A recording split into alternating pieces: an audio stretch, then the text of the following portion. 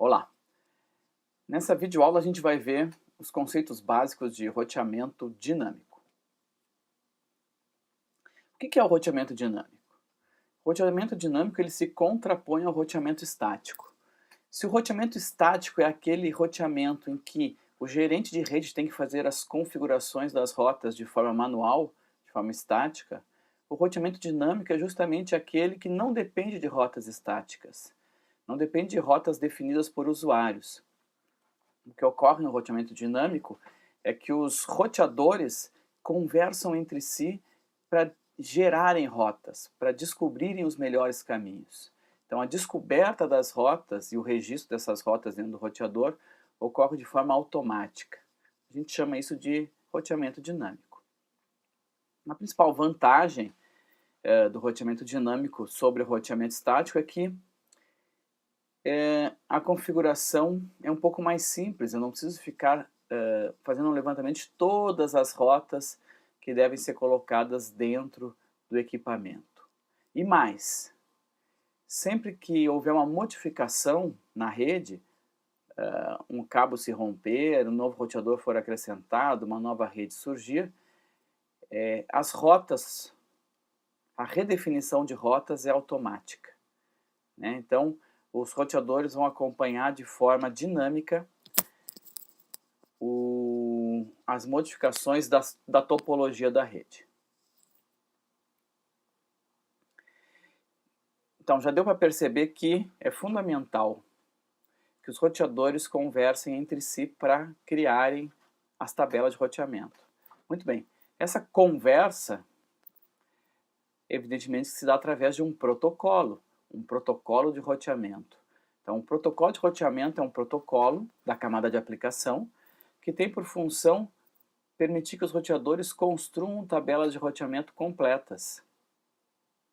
Existem dois tipos de protocolo de roteamento. Um tipo chamado IGP e outro chamado EGP. IGP, o I vem de interior, interno. O EGP vem de externo. Então, os protocolos do tipo internos, os protocolos IGP, são protocolos que rodam nos roteadores que estão dentro de um determinado sistema autônomo. Já os protocolos do tipo EGP são protocolos que fazem com que roteadores de sistemas autônomos diferentes troquem tabelas de roteamento. Então, se eu tiver dois grandes provedores de acesso, internamente cada um vai falar algum protocolo do tipo IGP, e entre eles vão falar um protocolo do tipo EGP. Então aqui nesse slide a gente pode ver uma relação de protocolos, tanto do tipo IGP quanto do tipo EGP. Então, protocolos internos. RIP é um protocolo tradicional, IGRP é um protocolo da Cisco, modificado depois para o Enhanced IGRP. O SPF é um protocolo interno de domínio público como o RIP, mais robusto do que o RIP. Que mais? Como protocolo externo a gente tem, tradicionalmente houve um protocolo externo chamado EGP, o que é um problema porque o nome do protocolo é igual ao tipo do protocolo, né? Atualmente o que a gente usa como protocolo externo é o BGP. Então o que é importante que a gente conheça bem? É importante que a gente conheça o RIP, o IGRP, o SPF e o BGP na sua versão 4. Cada protocolo vai ter um algoritmo de roteamento, quer dizer, o que é um algoritmo de roteamento? É a forma como o protocolo trabalha, é a forma como os roteadores constroem a tabela de roteamento a partir das informações trocadas pelo protocolo, né? Faz parte também do algoritmo de roteamento a maneira como o roteador vai determinar a melhor rota, como o roteador vai reagir a mudanças de topologia na rede. Basicamente, existem dois tipos de algoritmo de roteamento. Um chamado vetor de distância e outro chamado estado de enlace. O primeiro tipo é relativamente mais simples do que o segundo. Então, existem protocolos que se enquadram num tipo e protocolos que se enquadram no outro tipo. Por exemplo, o RIP é um protocolo do tipo vetor de distância. Já o OSPF é um protocolo do tipo estado de enlace. Como é esse algoritmo vetor de distância? O nome vetor de distância vem do fato que as rotas são anunciadas como um vetor. Por quê? Porque a rota tem dois parâmetros. A distância, né, o quão longe está o roteador, a rede destino, e a direção, quem é o próximo passo para chegar naquela rede destino, assim como um vetor. Como é que funciona? É bem simples o funcionamento do algoritmo do tipo vetor de distância. Cada roteador tem uma tabela com a distância para o destino. Inicialmente nessa tabela só constam as redes diretamente conectadas, né? Cuja distância então é 1 ou 0, conforme o tipo de protocolo. Não há uma distância para uma rede diretamente conectada, mas o roteador já sabe que tem aquelas redes diretamente conectadas, inicialmente. As rotas são atualizadas sempre através da troca de toda a tabela do roteador. Então, o roteador apresenta uma tabela com a distância para cada destino e ele comunica para os seus roteadores vizinhos essa tabela. De tempos em tempos, a tabela é comunicada para o roteador vizinho. Ora, portanto, ele comunica as suas redes diretamente conectadas inicialmente para o vizinho. E o vizinho comunica para o roteador também. Então, a partir dessa troca da tabela de roteamento completa entre os roteadores vizinhos, ela vai crescendo, né? A tabela vai sempre apresentar o endereço destino, o enlace de saída, quer dizer, o next hop, e uma métrica associada, uma distância. Após seguidas trocas, após uma série de trocas, os roteadores vão estar num estado que eles conhecem todas as redes. A gente diz que os roteadores convergem para um estado adequado. Convergir é atualizar a tabela de roteamento até que essa apresente as rotas para todas as redes necessárias. É um algoritmo bem simples. Nós vamos ver no próximo slide como é que ele funciona um pouco melhor. Ele exige poucos recursos de processamento e de memória. Quais são então as características fundamentais? A primeira característica fundamental é a atualização periódica. De tempos em tempos, um roteador conta para os roteadores vizinhos a sua tabela de roteamento. Se o roteador, por exemplo, sair fora do ar, ele vai parar de fazer isso de tempos em tempos e os seus vizinhos vão poder perceber que as rotas que passavam por aquele roteador que saiu fora do ar não são mais válidas. A gente diz que a atualização se dá por um rumor. O que é isso? O roteamento se dá por um rumor. No fundo, o roteador não sabe o caminho até a rede destino. Ele sabe que tem um outro roteador que consegue chegar lá. Outra característica importante dos algoritmos de vetor de distância é que a atualização se dá por broadcast, ou por multicast, poderia ser também. Então não precisa descobrir quais são os roteadores vizinhos. Tá? E é fundamental perceber o seguinte: toda a tabela de roteamento é enviada de tempos em tempos. Então olha só, aqui nós temos uma cópia de uma página de um livro da Cisco que apresenta a evolução das tabelas de roteamento. A gente pode ver em cima os roteadores. Então, roteador A, roteador B, roteador C e roteador D. E a gente tem redes entre os roteadores. Essas redes foram definidas como classe Cs. Originalmente 10 é uma rede classe A, mas eu conto para vocês que aqui está definido como classe C. Então, aqui é a rede 10.1.1.1.0, 10.1.2.0, 10.1.3.0, 10.1.4.0, 10.1.5.0 e assim por diante. E cada porta do roteador tem um endereço, né? Então, aqui o endereço da porta esquerda do primeiro roteador, do roteador A, é 10.1.1.1. A porta da direita do roteador A é 10.1.2.1. Depois temos 10.1.2.2 e assim por diante. Na parte de baixo da figura, o que a gente tem são as tabelas de roteamento dos roteadores ao longo do tempo. Então, T0 mostra o primeiro momento, T1 mostra o segundo momento e assim por diante. Vamos examinar aqui o roteador B. Então, o roteador B, no momento inicial, o que ele tem na tabela de roteamento dele? Apenas as rotas para as redes diretamente conectadas. Ninguém configurou isso. Na verdade, o que foi configurado no roteador B foram as interfaces. E, portanto, ele sabe que a rede 10.1.2.0 está ligado diretamente na interface da esquerda e a 10.1.3.0 na interface da direita. Né? A gente vê uma terceira coluna ali chamada Hopes, então mostrando que não tem que passar por nenhum roteador para chegar nessas duas redes, estão diretamente conectadas. O que acontece? No momento 1, ele conta estas rotas para os roteadores A e C. E ele recebe uma mensagem do roteador A e uma mensagem do roteador C com as tabelas de roteamento daqueles roteadores. A e C também só tinham na sua tabela de roteamento as redes diretamente conectadas. Ao receber, o que acontece com o roteador B? A gente pode ver no T1 que são criadas duas novas rotas. Por que essas novas rotas são criadas?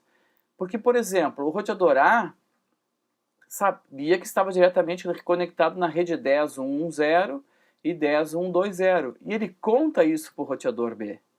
Então vai aparecer agora na tabela de roteamento do roteador B a rede 10.1.1.0. Não vai ser modificada a informação a respeito da 10.1.2.0 porque o B já conhecia essa rede.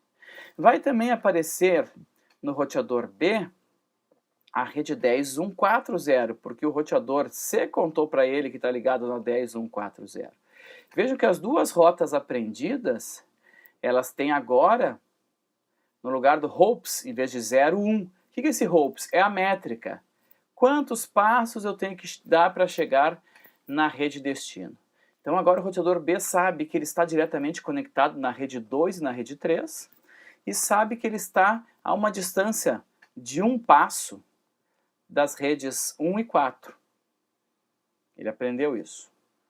Note que na próxima interação, no tempo 2, o roteador B vai contar para os seus vizinhos agora 4 redes. 4 redes. Ele vai contar a respeito da 2, da 3, da 1 e da 4. Então, se a gente olhar o tempo 2 no roteador C, a gente vai ver que agora o roteador C também aprendeu sobre a rede 1. No tempo 1 ele não conseguiu aprender sobre a rede 1. Quem conhecia sobre a rede 1 era o roteador A.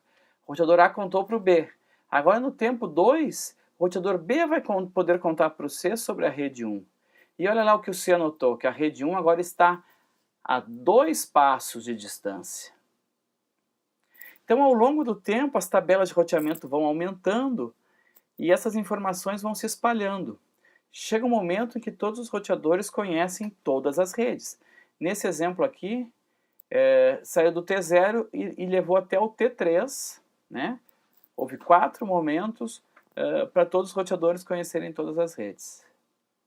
Claro que esses tempos não precisam ser exatamente iguais, a hora em que o roteador B vai falar não é a hora que o roteador A vai falar, mas há este tempo de convergência. Então a tabela vai, digamos, crescendo e as informações, as rotas vão se espalhando pela rede.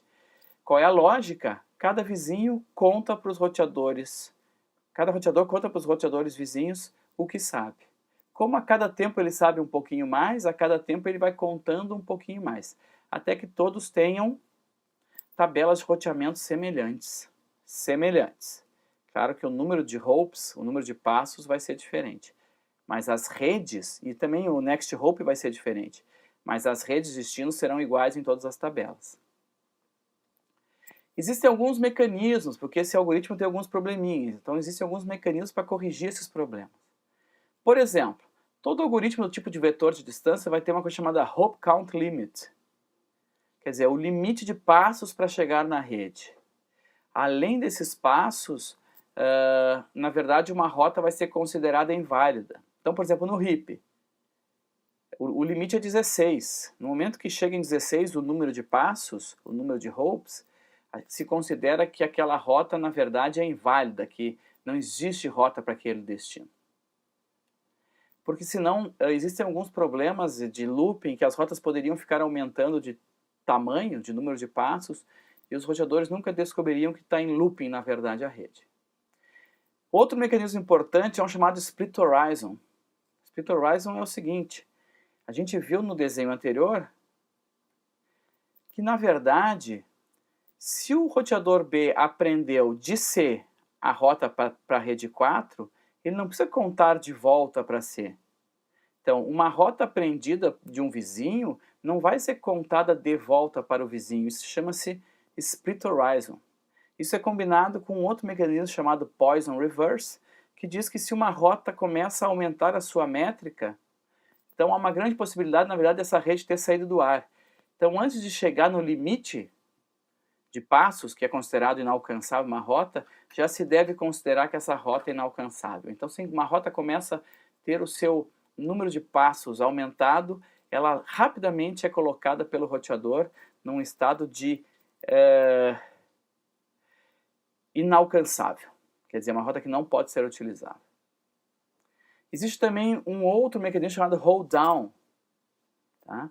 Quando uma rota fica inatingível, ela vai ser marcada e ela não pode voltar a ter um valor razoável, um valor correto, antes de um determinado tempo. A gente chama esse tempo de hold down timer. Isso impede que uma rota fique caindo e voltando, caindo e voltando. A volta muito rápida provavelmente é um erro do protocolo. Tá? Então, os protocolos de roteamento, como o RIP e tal, eles vão ter ajustes padrão do hold down timer e a gente não vai precisar mexer nisso, mas é importante saber que isso existe. E um outro mecanismo importante é um chamado atualizações por gatilho, ou trigger updates. Na verdade, a gente viu que os algoritmos do tipo vetor de distância, de tempos em tempos, o roteador fala com o outro. Por exemplo, no RIP é de 30 em 30 segundos. Muito bem. Quando um roteador recebe uma informação nova, não tem por que ele esperar esse tempo. Ele poderia contar para os outros vizinhos a informação nova recebida. Isso é chamado de trigger updates, atualização por gatilho. O fato de ter uma informação nova faz com que ele não espere mais o tempo de atualização dos vizinhos e rapidamente conte a sua tabela para eles. O segundo tipo de algoritmo é o algoritmo chamado estado de enlace. O estado de enlace é um algoritmo um pouco mais complexo, usado para redes maiores. Então, como é que funciona? Vamos ver algumas características básicas. O roteador, primeiro, ele descobre quem são os vizinhos e descobre qual é o estado de enlace, o estado dos seus enlaces, se está ativo, qual é a velocidade, quais são os custos associados a esses enlaces. E aí ele vai transmitir essas informações dos seus enlaces para todos os roteadores. Os roteadores, na verdade, eles vão montar um mapa completo da rede no algoritmo de estado de enlace. Vão montar um mapinha. Então eles vão conhecer cada nó que existe da rede e o enlace, qual é o estado desse enlace. Sempre que houver uma mudança no enlace, todos os roteadores vão ter que ficar sabendo dessa mudança. O que importa é que, uma vez construído este mapa, os roteadores vão usar um algoritmo, o famoso algoritmo que descobre o menor caminho para chegar nas diversas redes. Então a tabela de roteamento ela não é construída a partir do recebimento de rotas já prontas dos vizinhos, e sim a partir da construção de um mapa geral da rede que apresenta dados sobre os diversos enlaces, e esses dados vão ser utilizados por um algoritmo chamado Dijkstra para construir as tabelas de roteamento. Então vai ocupar mais espaço de memória, mais processamento, mas tem algumas vantagens esse tipo de algoritmo de estado de enlace. A convergência é mais rápida. É mais difícil acontecer em laços. Os algoritmos do tipo estado de enlace vão suportar métricas mais precisas. Por exemplo, o RIP, que é do outro tipo, o vetor de distância, a métrica dele é o número de passos para chegar no destino final. Então ele só conta por quantos roteadores a mensagem vai ter que passar para chegar no destino final. Ora, eu posso ter dois caminhos distintos, um com 4 passos e outro com 1. Só que o de 4 passos é tudo redes rápidas. E o de 1 passo é uma rede lenta. Bom, um protocolo como o RIP vai escolher o caminho mais curto e não o caminho mais rápido. No estado de enlace, a gente consegue associar outros componentes à métrica. Tá? A desvantagem é a questão de mais processamento, mais memória, mais banda. Então, esse é uma breve introdução sobre o que é um protocolo de roteamento, para que ele serve. Evidentemente que para conhecer melhor, tem que estudar a fundo como cada protocolo de roteamento funciona. Se você tem interesse, pesquise mais material a respeito. O melhor protocolo para a gente iniciar, sem dúvida nenhuma, é o protocolo RIP. É o mais fácil de compreender e de configurar.